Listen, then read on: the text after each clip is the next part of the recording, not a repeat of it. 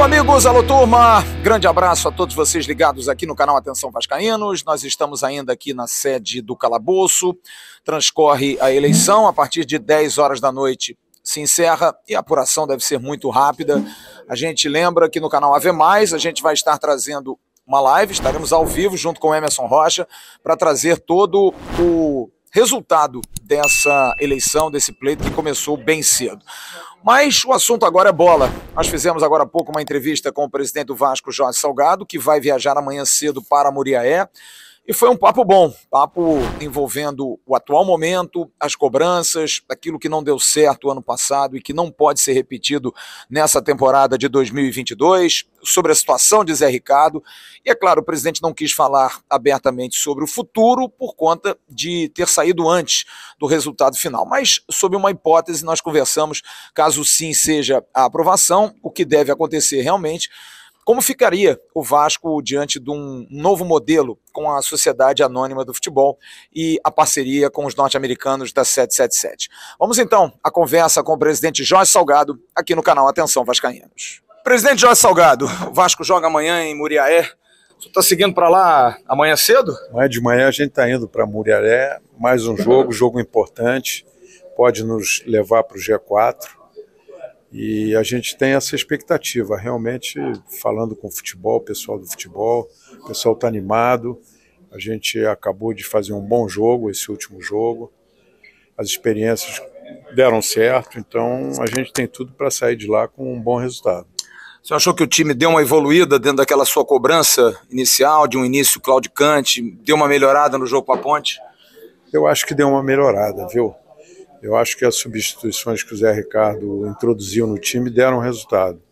Obviamente, ele não atingiu ainda a perfeição, mas a gente percebe uma evolução. E seria importante a gente ganhar esse jogo lá em Muriaé, porque aí depois a gente tem mais 2 jogos em São Januário e a nossa chance de assumir até uma liderança aumenta muito. Presidente, o senhor me disse uma vez, naquele café que nós fizemos, que o senhor não imaginava que o futebol tivesse tão competitivo como está hoje, tão difícil, né? De tocar e, em geral, o futebol está muito complicado. É isso mesmo? Está sendo muito mais trabalhoso do que o senhor imaginava quando entrou para ser presidente, ou não, já estava previsto? Não, a gente sabia que ia encontrar dificuldade, mas obviamente as dificuldades foram muito maiores, né? A gente começou o ano passado rebaixado, a gente teve 9 dias o ano passado para fazer um time novo, a gente saiu de uma primeira divisão para a segunda divisão, a gente teve que se descartar de uma série de jogadores de primeira divisão, a gente teve que fazer uma restauração grande do ponto de vista financeiro. Então a gente saiu de um orçamento de 250 milhões para de repente 130, 140 milhões. Então você imagina a dificuldade que foi montar um time, né? Afora os outros problemas que a gente encontrou, né? A gente encontrou um passivo trabalhista maior também, que entrou no último mês do exercício. A gente encontrou também 5 folhas de salário atrasadas e um time na segunda, né? Quer dizer, a tempestade era perfeita, né? Mas a gente se preparou para essas dificuldades. E esse ano a gente teve um pouco mais de tempo para planejar, temos um time de Série B, o campeonato é dificílimo, você pega a tabela e vê, uma vitória te impulsiona para cima, o time que está na frente, quando você acha que ele vai se consolidar na liderança, ele perde, então é um perde-ganha enorme.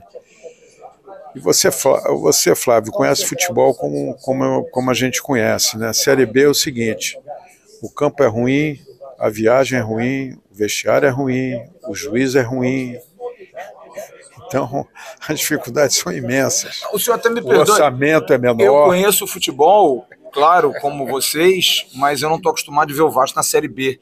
Também não. Não dá para a gente pensar numa coisa normal, o Vasco está disputando uma Série B. Na sua concepção, é um absurdo o Vasco não ter subido? Foi de algum momento na sua cabeça, foi um erro, alguma coisa que aconteceu que não poderia ter acontecido ano passado?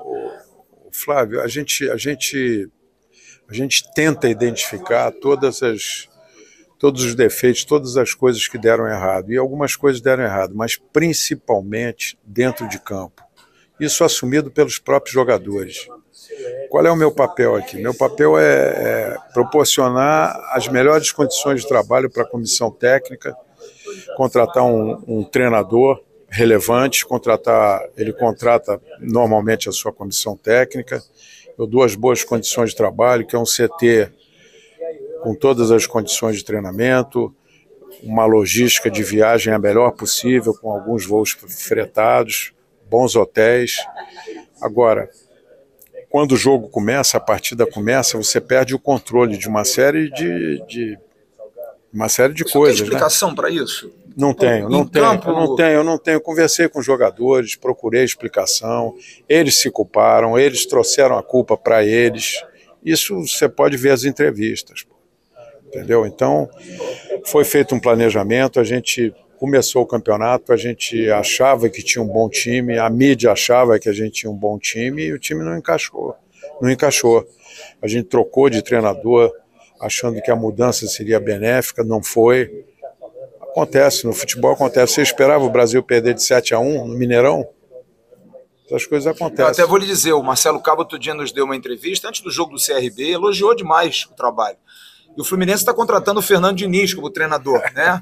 Agora, para muitos, o Zé Ricardo foi uma aposta e foi sua, o senhor gosta muito dele, e que talvez não tenha sido ainda o retorno que o senhor esperava. O senhor acha que o Zé Ricardo realmente é o treinador para longo prazo no Vasco? É o treinador, por exemplo, de uma futura SAF? Depende dos resultados. O Zé Ricardo, para mim, por enquanto, merece toda a confiança. Eu fico impressionado, Flávio, com a ansiedade das pessoas. Não vou culpar o torcedor, não, porque ele está carregando 20 anos aí de prejuízo. Então, nós somos muito ansiosos. Então a gente é muito ansioso. A gente empatou o primeiro jogo, um jogo que a gente poderia ter ganho. É aquilo que a gente não controla. O Boaden vai para o meio de campo, dá o gol, depois volta. A bola bate na trave, não tinha ninguém para empurrar para dentro. No último lance do jogo, a gente perde o gol. Então eu citei 3 lances capitais que modificariam em muito aquele resultado. Então a gente empatou, foi uma comoção. Não, tem que tirar o Zé Ricardo. O Zé Ricardo não serve. Zé Ricardo é isso. Eu não posso trabalhar dessa maneira. Se eu trabalhar dessa maneira, eu vou ter 20 treinadores durante o ano, pô.